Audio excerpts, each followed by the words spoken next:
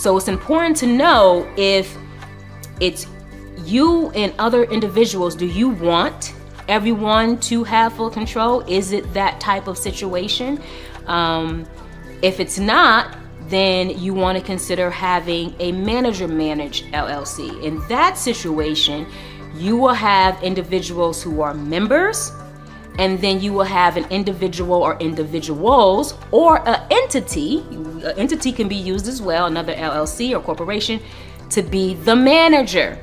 And the manager is the one that has, the decision making of the LLC, and the members can possibly just be active members and not literally managing the decisions of the LLC. So that may make a difference. Just to give you an example, some individuals form LLCs for family assets, family investments. They plan on, having family succession, passing it on to their family. So it's created solely for that. And they may include their kids within that LLC, right? So they register the LLC, and then their kids are also registered as members under the LLC. Well, the parents may say, you know what, I don't want our kids having decision power right now in the LLC. I want them to be a part of it, to be owners. I want this business entity with the assets to pass down to them, because that is a great thing to do, to incorporate an LLC with estate planning. I wanted to pass down to them, but I don't want them to have any decision-making power right now.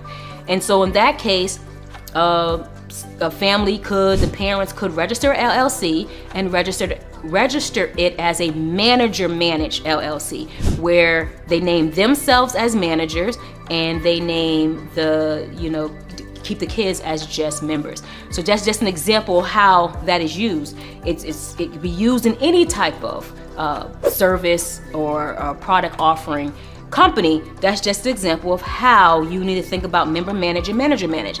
And if you don't think about that, which a lot of times people don't, they may have the dream, the vision, they're the ones who came up with everything, and they bring someone along, but they feel like this is really my thing, but I'm bringing people along. I'm going to register this LLC with those other people along because we are going to work on it together, but it's mine.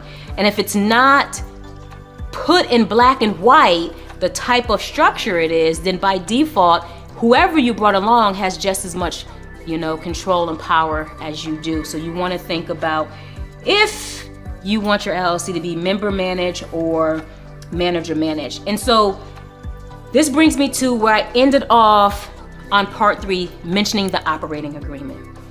The operating agreement is absolutely overlooked in the states where it can be overlooked.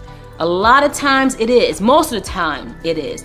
The states that do require those things, kudos. But the states that don't, and again require just the bare minimum, the operating agreement probably is not drafted. And if it is drafted, it's either drafted to the bare minimum, or it's something that someone has taken offline and used it and applied it to their business, where the issue with both those things, if it's bare minimum, it's probably not covering the things that you need to cover, or it's not growing with you.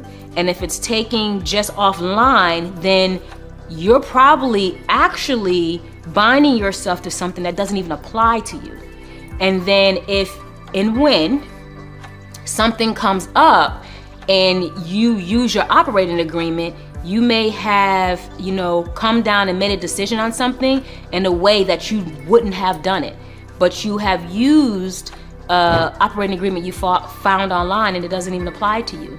And then also that doesn't look great if there ever is a situation that you have to submit your operating agreement to a court or something like that, and then they're reading the operating agreement and they can clearly tell this operating agreement has nothing to do with how you operating and possibly the type of service or product that your company has to offer. So that is a big issue. So either individuals don't have one, they have the bare minimum, or they go find something online that may, cause more hurt and harm than help.